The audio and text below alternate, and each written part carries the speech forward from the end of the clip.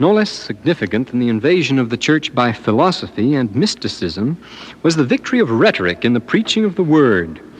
Again, we must turn to the schools if we would find the culprit. By the time the church was ready to adopt the teachings of the schools, they were no longer following the way of philosophy, but had become wholly rhetorical. It was rhetoric that conquered and destroyed ancient education. In St. Augustine's day, rhetoric had won complete control of all education. When the emperor established the great state university at Constantinople in 425, just when Augustine's work of introducing secular education into the church was at its height, he provided for 1 chair in philosophy, 2 in law, and 28 in grammar and rhetoric. Augustine himself, we are told, studied rhetoric for 10 years, taught it for 15, and practiced it all his life. What was rhetoric? Aristotle defines it as the art of persuasion, the technical skill by which one convinces people. Convinces, that is, everybody of anything for a fee, to follow Clement of Alexandria. It is the training and skill by which one can make unimportant things seem important, according to Plato, or to quote Clement again, make false opinions seem true by the means of words. With the rise of the so-called Second Sophistic Movement in the middle of the 2nd century B.C., an army of brilliant and high-powered talkers, having caught the public fancy as traveling virtuosi, opened schools which in short order got a monopoly of public and private education. Their method of procedure in talking everyone else out of the picture followed a well-defined pattern. The first step was to choose some object of science or art upon which society placed a value, and for which it was willing to pay in cash and glory. The subject chosen was immaterial. The teacher of rhetoric boasted that, since he says rhetoric is equal to anything, having chosen his field, the student was then introduced to the broad and general aspect of the thing, the skopos. Detailed knowledge was not the object, but only a good grasp of the main idea, the prothesis. Having grasped this in a matter of weeks, the student could become an expert on any subject. Clement of Alexandria, following Aristotle, says rhetoric abstracts in a specious manner the whole business of wisdom and professes a wisdom which it has not studied. But that sort of thing paid. Boethius of Tarsus, who advertised that he could speak extemporaneously for any length of time on any subject in the world, became the most powerful man in his city and one of the richest in the empire. Rhetoric, the queen of the world, it was called, was simply super salesmanship. And the rhetorician sought in the end to sell not goods but himself, as the pious Seneca puts it. He repeatedly advises the youth of the land, to study nothing but rhetoric, since it alone holds the key to success. If you can impress people, rhetoric taught, the world is yours. The ancients attributed the founding of this wonderful techne to Empedocles. After he had reached the conclusion that life is too short to be seeking truth the hard way, that brilliant impostor, in his hunger for quick and sensational success, saw his way clear. Wealth, fame, and even divinity, he discovered, are the gift, if not of heaven, certainly of the general public, for the man who knows how to talk it out of them. Empedocles' pupil Gorgias, like himself a born showman, enjoyed sensationally successful career of teaching rhetoric, which he frankly describes as the secret of winning success by cultivating appearances. In the dialogue named after him, Gorgias is flatly charged by Socrates with propagating a mock philosophy whose aim is not knowledge, but the appearance of knowledge. Socrates also foresees that honest study has no more chance of competing with this sort of thing than a conscientious doctor would have of keeping his child patient in competition with a pastry cook, who prescribed nothing but dessert. Well, as their courses became ever simpler and shorter and spicier, by the time of the Neoplatonists Proclus and Iamblichus, little remains but a violent spicing in any of the courses you find in any of the schools. The rhetoricians supplanted content with glamour, which they cultivated with great skill. Psychologists by avocation, they saw that if the lost and witless world of declining antiquity hungered for intellectual and spiritual guidance, it was simply mad for entertainment. So with their wonderful art, the sophists, the great traveling orators, supplied everything at once. Performing foxes, a tightrope artist, a 15-minute domestic skit, a couple of clowns telling jokes, and a famous traveling rhetor would make up an afternoon in the theater. In the schools, they were sensational. No ambitious youth would think of studying in their time with anyone but Poleman or Stilpo. Top-notch rhetors amassed immense fortunes by fabulous gifts and fees. Their sons and daughters married into the imperial family. They ruled their communities like little tyrants, while great cities eagerly bade for their services, and the whole world zealously followed every detail of their private lives. Never had an educational project succeeded so well as theirs, once the resistance of philosophy had been broken by their imitation philosophy. Their schools became the state schools. All private instruction was officially prohibited. Every town in the empire kept its own staff of highly salaried grammarians and sophists and boasted of being a little Athens in its own right. And it was all just show. The deliberate cultivation of appearances as the surest road to money and success. It is astounding, writes Professor Schantz, with what silly stuff the public was fed. But the public asked for no better. And the rule of rhetoric was, give people what they want, and you have them where you want them. Why have we dwelt at length on this unhappy theme? Because this rhetoric, as we have been describing it, was adopted lock, stock, and barrel by the church at the same time it embraced philosophy and mysticism.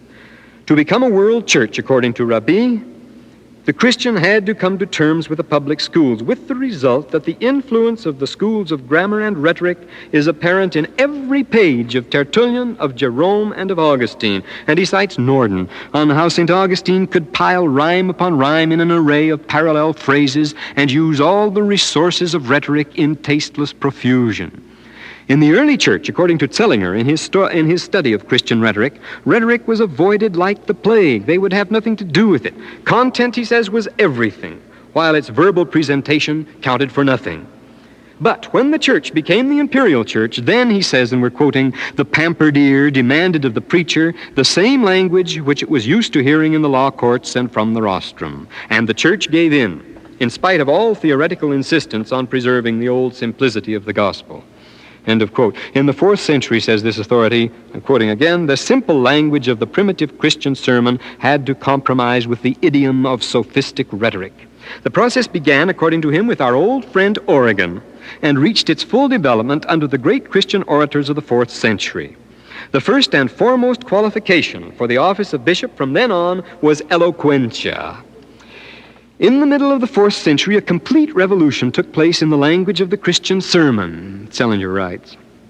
The earliest church had been preached to in exceedingly plain and simple language, scrupulously avoiding any contact with the ill-reputed rhetoric of the imperial age. But all this was suddenly taken over by the church, and, says Zellinger, along with Hellenistic rhetoric and its ear-tickling refinements, we think of St. Paul there was smuggled into the churches and the established techniques of applause.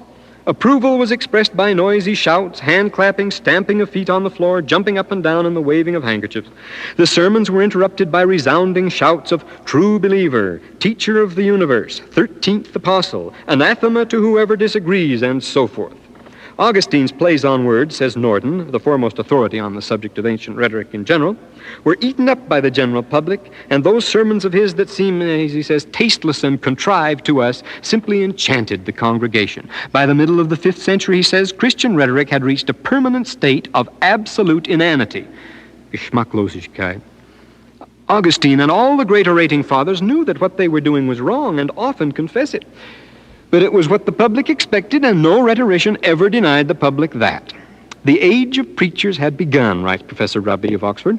The speech-hungry crowds everywhere waited in tense excitement for the pointed epigram or for the rhymed periods which were worthy of their applause. End of quote.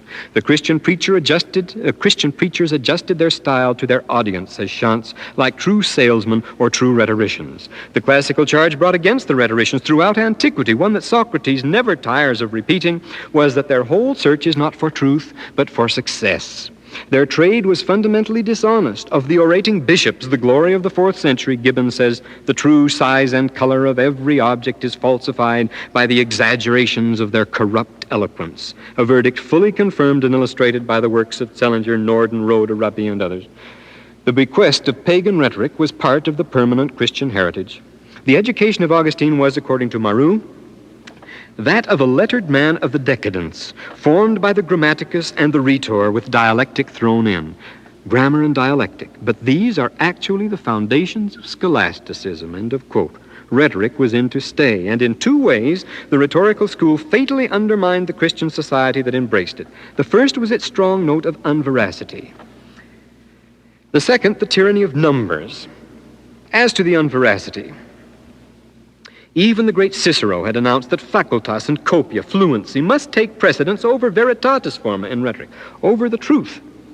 And Augustine says rhetoric is the more praiseworthy, the more fraudulent it is. This falseness was, as Rhoda has pointed out, inevitable. One was trained to give speeches on great occasions, and to be proficient one had to practice. The rhetorical philosophy of education took to heart the admonition of Aristotle in the 8th book of the Metaphysics that we learn to do by doing. Accordingly, month after month and year after year, in the schoolroom and in their field trips to the forums and the law courts, armies of students addressed imaginary nations on the brink of legendary wars or shed real tears for a mythical Hecuba. Augustine recalls that his first assignment in the school was to declaim the words that Juno would have spoken when she realized her failure to keep Aeneas away from Italy, to put real feeling into a totally unreal situation, to pour out his soul in a fictive and artificial crisis. And in such exercises, the secret of success was before all else to convince one hearer that one was sincere. Drilled endlessly in this sort of thing, the rhetorical mind becomes incurably trivial. It takes the wrong thing seriously. A neat manipulation of words passes as thought. Hackneyed and extravagant declamation goes for feeling. Because of rhetoric, says Tao Chrysostom, words have lost their meaning and all things are thrown into confusion. Equally dangerous and equally persistent in the heritage of the rhetorical school is its second gift to civilization, the tyranny of numbers.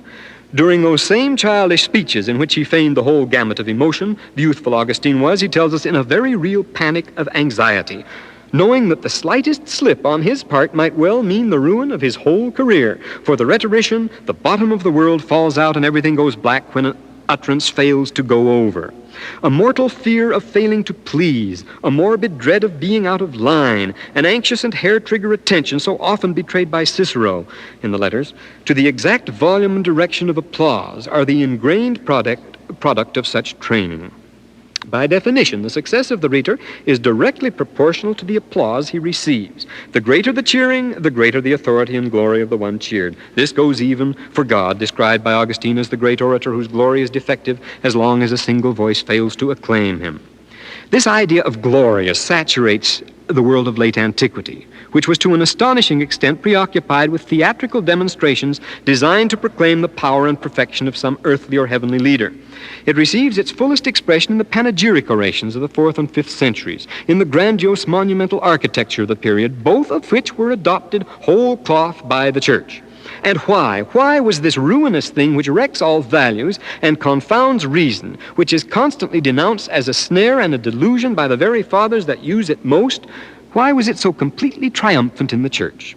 Those modest orators, wrote Gibbon with his usual touch of irony, acknowledged that as they were destitute of the gift of miracles, they endeavored to acquire the arts of eloquence. End of quote. That is the answer.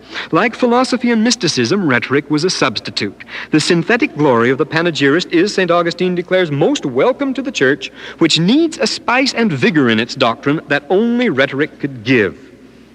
So far had the Church come from the day of Pentecost. For St. Augustine, the Christian orators, properly trained in the schools, speak with the voice of God. They are angels mediating between heaven and earth. They are the tongue of Christ, the doctors of the soul, the mountain of refuge, sheltering clouds, nurses of the Church, the feet of the Lord. They, in short, are henceforth what the prophets and apostles once were to the Church.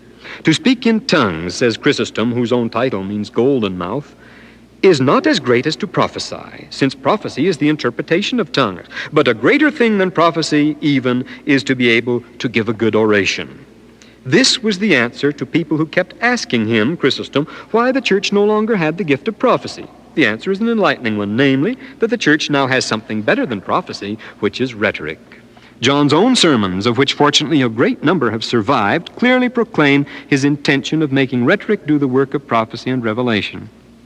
The clarion voice, the waving arms, the flashing eye, the studied poses and sweet modulations, the ear and mouth-filling words that thrilled the hearers like the clash of cymbals and had just as little meaning, the sweeping robes, the musical background, a very important adjunct of church rhetoric. What spells could they not weave? What multitude could resist them? St. Augustine himself reports that he listened spellbound to the electrifying sermons of the immortal Ambrose without paying the slightest attention to what the man was saying. Carried away by his words, as he puts it, he remained indifferent or even contemptuous of their content. Since the 4th century, the Christian church has talked with strange voices, voices of philosophy, mysticism, and rhetoric, coming to us from the decadent schools of late antiquity. The third of these voices, that of rhetoric, was designed for the manipulation of the masses and has been the guiding voice of the churches throughout the centuries. Like others, it is a substitute for the voice of prophecy, but even more conspicuously than they, its artificial vocabulary and studied delivery, not to mention its fully documented history, proclaim its true origin and its sad inadequacy. If the cerebrations of the philosophers and the fervid sighs of the mystics fall pitifully short of anything resembling true revelation, the careful sound and stage effects of the rhetorician are the ultimate declaration of bankruptcy. After attending the discourses of the greatest Christian orators, we can only repeat what we have said before. There is no substitute for revelation.